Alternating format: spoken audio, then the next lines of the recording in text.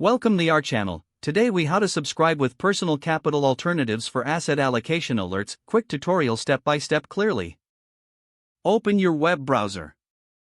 Navigate to the Personal Capital website.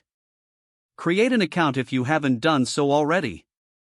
Once logged in, locate the asset allocation section on your dashboard. Take note of your current allocations.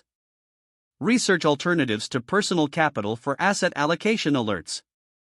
Some popular options include Wealthfront, Betterment, and M1 Finance. Select one of the alternatives that fits your needs. Visit their official website. Create an account with your chosen platform.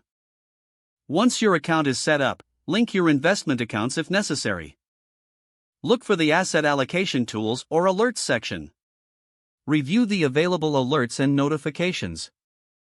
Set alerts based on your preferred asset allocation.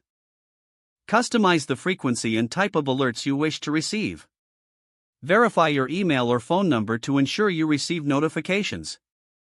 Monitor your email or app for alerts as your allocation. Regularly check back with your chosen platform for any updates. Familiarize yourself with the dashboard and features offered. Make adjustments to your asset allocations as needed based on the alerts.